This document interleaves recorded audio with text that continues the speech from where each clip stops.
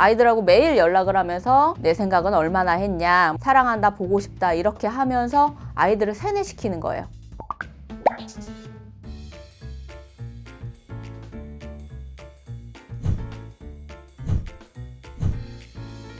그루밍 성범죄가 뭔가요? 그루밍 성범죄라는 거는 그루밍이 길들이다는 뜻이에요. 그래서 가해자가 피해자를 성적으로 학대하거나 착취하기 전에 대상한테 호감을 얻어서 피해자를 심리적으로 지배한 상태에서 그런 성적인 범죄를 가하는 것을 말합니다. 그래서 주로 성인 가해자가 미성년 피해자한테 접근을 해서 온라인이나 오프라인 상으로 이제 접근을 해가지고 미성년자한테 선물을 사주거나 부탁을 거절하지 못하게 하는 방식으로 이루어지는 경우가 많습니다. 이렇게 길들인 다음에 성범죄로 나가는 거죠. 그루밍 성범죄를 당하는 피해 연령대가 어떻게 되나요? 피해 연령대가 정말 다양해요. 제가 이제 본 사건 중에서는 피해자가 초등학생인 경우도 있었어요. 뉴스에 나오는 그런 다양한 그루밍 범죄들이 생각보다 높은 비율로 실제 발생하고 있다라는 것이죠. 그리고 피해자들이 보통은 여학생인 경우가 많지만 남학생인 경우들도 있고요. 남학생 피해자인 경우에는 더 수치심해서 신고를 못하는 경우도 있는 것 같아요. 어떻게 길들이는 건가요?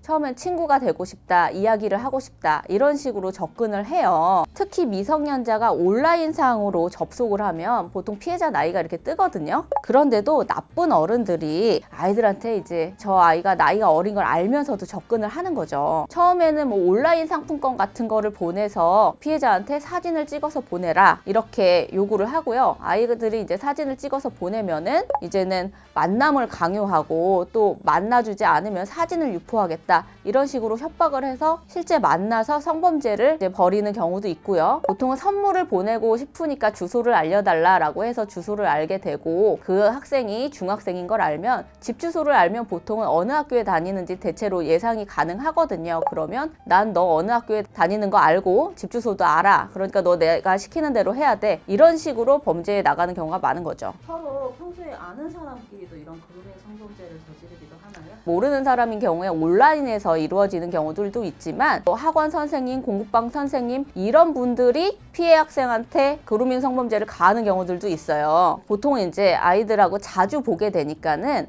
라포를 형성하는 거예요. 너는 특별하다. 너가 이뻐서 챙겨주는 거다. 너한테 이런 감정을 느끼는 건 너가 처음이다. 이런 식으로 하면서 이제 아이들한테 뭐 부탁을 하게 되면 매일 보는 선생님이다 보니까 아이들이 거절을 못해요. 아이들한테 사진을 보내라거나 뭐 과한 요구들, 뭐 뽀뽀를 해달라던가 뭐 이런 식의 요구들을 하기도 하고요. 아니면 이제 학생들을 자주 만나는 그런 경우에는 그 나쁜 성인들이 아이들한테 뭐 게임을 하자고 해서 게임에서 질면 벌칙으로 너가 날 뭐 해줘야 된다. 이런 식으로 해서 처음엔 벌칙 수행하는 것처럼 사랑해를 시키거나 뭐 이런 식으로 한 다음에 아이들하고 매일 연락을 하면서 내 생각은 얼마나 했냐, 사랑한다, 보고 싶다 이렇게 하면서 아이들을 세뇌시키는 거예요. 그럼 아이들은 내가 계속 사랑한다고 얘기하고 보고 싶다고 얘기하고 하다 보니까 이게 사랑인가? 라고 이제 혼란이 오기 시작하고요. 이런 식으로 세뇌를 시키고 지배하는 방식으로 이루어지는데요. 아이들 스스로도 강제로 당했다기보다는 본인이 스스로 한 행위가 있기 때문에 동의하에 한 행위라고 이제 인지를 하게 돼요. 그러다 보니까 범죄에 피해를 입었다라는 인식보다는 오히려 또 가해자를 두둔하는 경우도 발생하게 됩니다. 이 그루밍 성범죄를 저지른 가해자에 대한 처벌은 어떻게 되나요? 실제 사례를 보게 되면은 목사라는 지위를 이용해서 미성년 자매들한테 성폭행하고 성추행을 한 혐의에 대해서 그 아동 청소년 성보호에 관한 법률 위계 등 간음에 대해서 혐의로 징역 8년, 성폭력 치료 프로그램 80시간 이수, 정보통신망 공개고지 1년, 그리고 아동 청소년 장애인 관련 기간 취업 제한 10년을 받은 사례가 있고요. 그다음에 11년간 미성년자를 여러 차례 성폭행하고 신체적으로 학대한 태권도 관장에게 징역 12년, 성폭력 치료 프로그램 320시간 이수, 아동 청소년 장애인 관련 기간 취업 제한 10년을 받은 사례가 있습니다. 그리고 성관계가 없었다고 하더라도 이런 그루밍 범죄에 노출된 경우에 성인이 미성년자의 성착취를 목적으로 정보통신망을 통해서 성적 욕망 또는 혐오감을 유발할 수 있는 대화를 지속적 반복적으로 하거나 참여시키는 행위를 한 경우에 3년 이하의 징역 또는 3천만 원 이하의 벌금에 처해집니다. 부모가 어떻게 경각심을 줄 수 있을까요?